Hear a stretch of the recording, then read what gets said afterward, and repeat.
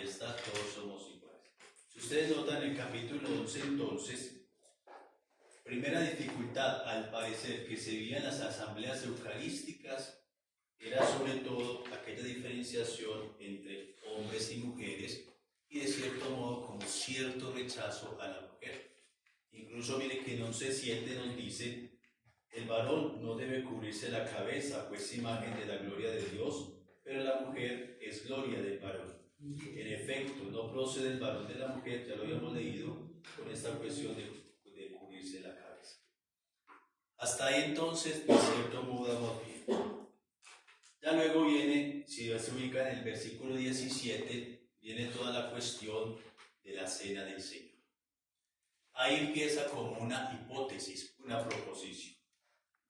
Lo anteriormente visto es simplemente una acotación, un comentario que hace Pablo respecto a las mujeres.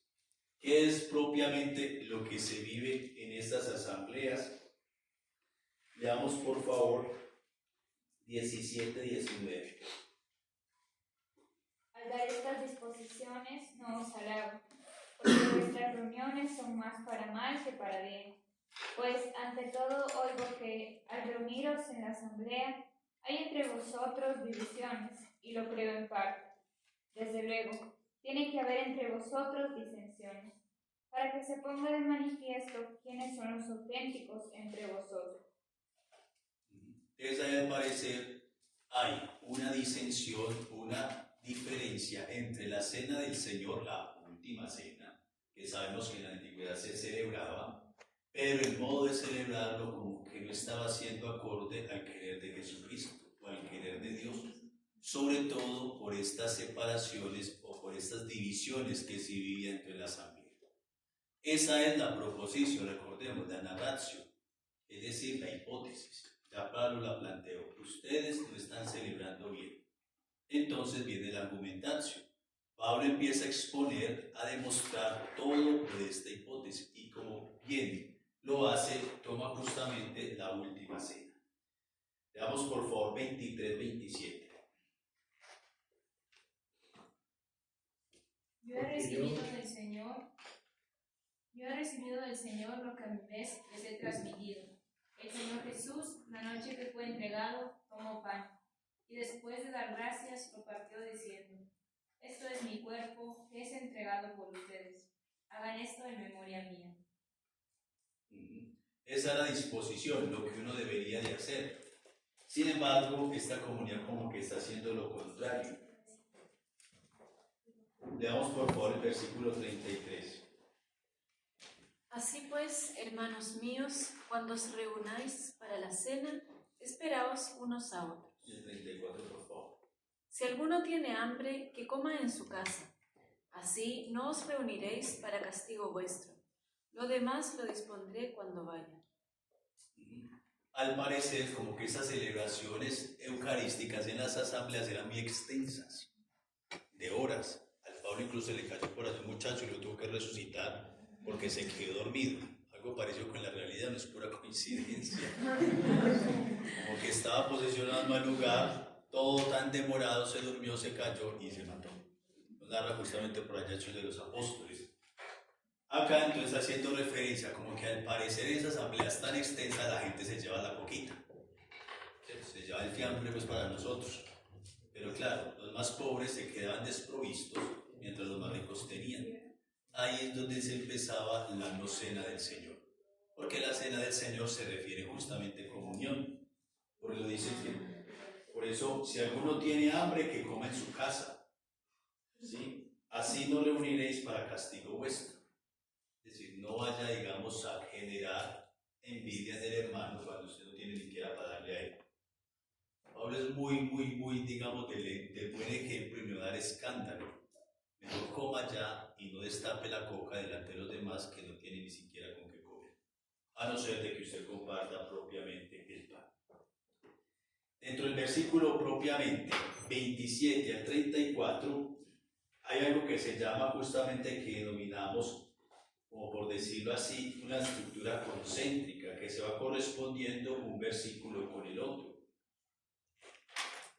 Lo único que de cierto modo es más extraño acá Y la conclusión a la que llega podría ser el centro en el versículo 29 cuando dice: pues quien come y bebe sin discernir el cuerpo, come y bebe su propia condena. Ese centro es lo más importante. Si usted participa en las asambleas, pero no lo hace de manera correcta, hasta el día de hoy, usted toma, come y bebe su propia condena. Hasta el día de hoy. De ahí que nosotros nos acostumbramos a asistir a la cena del Señor, a la Eucaristía, de cualquier forma. Pero sabemos que hay algunas disposiciones para participar de ella.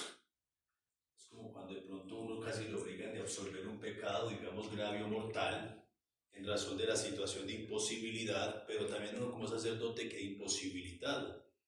Porque ¿quién tal? Uno por querer hacer bonito resulta siendo feo, aconsejando algo que no es viable, que obviamente no es juzgado actualmente, pero quién sabe es para el reino de los cielos. Y de pronto con toda naturalidad uno diga: no, sí, vaya como él, que no hay problema, no se preocupe. Pero de pronto yo contribuyo más a la condenación que a la salvación. ¿Quién quita que pueda funcionar al contrario? Porque ciertamente hay casos de mucha imposibilidad, uno nadie está para juzgar al otro. Más fácil quizás participar sin comer la cena del Señor que comiendo de ella.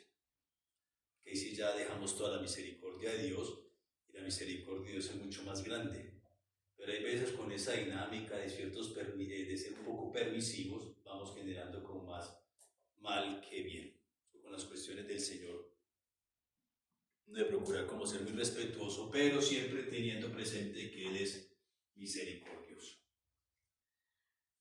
Ahí tenemos entonces las condiciones o la argumentación que Él hace. Listo, básicamente es todo en comunión. Si usted participa en la mesa del Señor con esas actitudes, es posible que esté comiendo su misma condenación. Es muy bonito porque este relato de la Eucaristía, cuando lo relata así, dice: tomó pan, dio gracias, lo partió y dijo: esto es mi cuerpo que se entrega por vosotros, haced esto en memoria mía. Es interesante porque al parecer esta descripción de la Eucaristía ha sido como una tradición común entre los primeros cristianos. Es decir, es una tradición de la que vivieron los evangelistas, incluso hasta el mismo Evangelio de Juan. Ustedes saben que el Evangelio de Juan no tiene una narración propia de la institución de la Eucaristía. Que lo que asemejamos a esa narración de la institución es el discurso del pan de vida o la multiplicación de los panes. Y la actitud que tuvo Jesús ahí también en Juan fue la bendición. Es decir, que esta dinámica o este modo, entre comillas, de celebrar era tan difundido, que era algo como ya descartado en el sentido de que todos lo sabían cómo se celebraba una misa. Como el día de hoy. Usted vaya, digamos, a la China y se celebra una Eucaristía católica como la nuestra, usted ya sabe qué hacer. Así usted no entiende el lenguaje. Pero los signos usted ya sabe cuándo se para, cuándo se sienta, porque ha sido tanta la tradición eucarística hasta el día de hoy que todo católico sabe cómo participar de una misa. Parece ser que algo parecido sucedía en los tiempos de Pablo. Ya una tradición tan difundida que todo el mundo conocía que era eso de celebrar así como nos lo propone el mismo Pablo. Me parece muy bonito la tradición. Una vez sorprende la tradición. ¿Saben que el depósito de la fe es qué? Tradición y sagrada escritura. Las dos. Pueden ser verdades no muy claras acá en la Sagrada Escritura, pero si la tradición las fundamenta, también hay que crearlas como verdad de fe. ¿Sí? Por ejemplo, los dogmas marianos, que a veces son tan complejos de entender, por ejemplo, que la virginidad, la asunción, ¿sí? Puede ser que no esté como claro en la Sagrada Escritura, pero la tradición, a lo largo de muchos siglos, nos han dicho que la Virgen fue asunta al cielo. Así usted no lo identifique de manera literal en la Sagrada Escritura. A eso nos referimos con los dogmas de fe. Qué bonita la tradición, porque el día de mañana yo no puedo decir no voy a celebrar con galletas. Es imposible. Eso hace parte de la tradición. O en vez de vino, Coca-Cola. No se puede. Eso hace parte de la tradición. El modo de celebrar, digamos, un bautismo. No está de manera suficiente, no está de manera concreta en la Sagrada Escritura, pero hace parte de muchos siglos de una tradición interminable. Por eso nuestro depósito de la fe siempre es Sagrada Escritura y la Sagrada Tradición.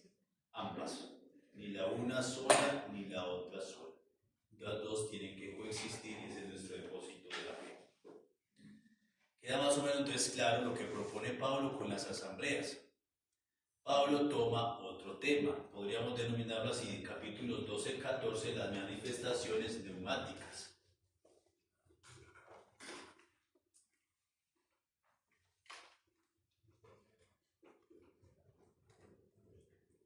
Claro que hay que reconocer que esta también tendría que ver algo con esas asambleas, con esas reuniones. Miremos un poco qué es lo que está sucediendo cuando se reúnen con esta cuestión de los dones espirituales. ¿Las manifestaciones qué? Manifestaciones neumáticas. Damos por favor 12, 1, 3. Ahora, hermanos, les recordaré lo siguiente respecto a los dones espirituales.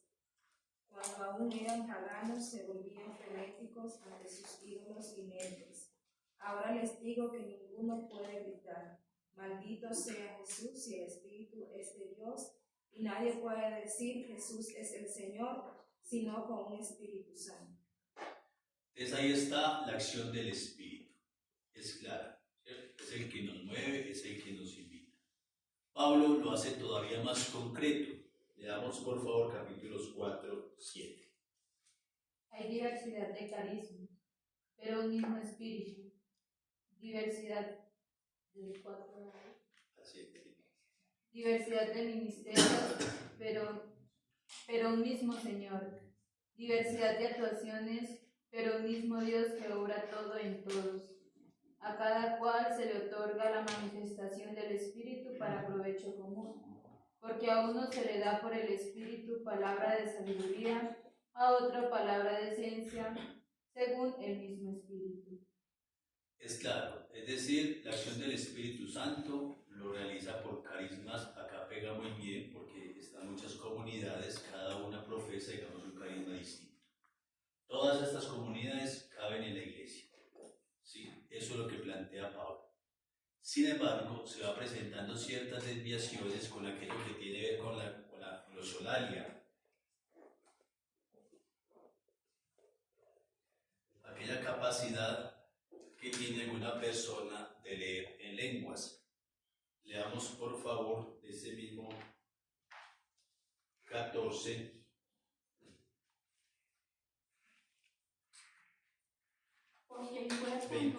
14, 26. 26, 33. ¿Qué concluir, hermanos? Cuando os reunís, cada cual puede tener un salmo, una instrucción, una revelación, un discurso en lenguas, una interpretación, pero que todo sea para edificación. Si se hablan lenguas, que hablen 2 o a lo más 3 y por turno, y que haya un intérprete. Si no hay quien interprete, guárdese silencio en la asamblea. Hable cada cual consigo mismo y con Dios. En cuanto a los profetas, hablen 2 o 3, y los demás juzguen. Si algún otro que está sentado tiene una revelación, cállese el primero. Podéis profetizar todos por turno, para que todos aprendan y sean exhortados. Pero los espíritus de los profetas están sometidos a los profetas. Pues Dios no es un Dios de confusión, sino de paz, como en todas las iglesias de los santos. Interesante como lo plantea Pablo. Todo debe ser estos carismas en beneficio de las comunidades, es decir, del cuerpo de Cristo. Esta semana yo no sé, uno de los seminaristas me hablaba de una señora, no sé, una comunidad, una parroquia de él, que tiene que este carisma de la consolación, como también la capacidad o este carisma cierto modo de predecir lo que le pasa a la señora o al señor, su momento de sufrimiento. Esa señora muy fiel a la iglesia, ella decía: padre, pero a mi grupo no puede pertenecer a alguien que no contribuya a la edificación de la iglesia. Por este sentido propiamente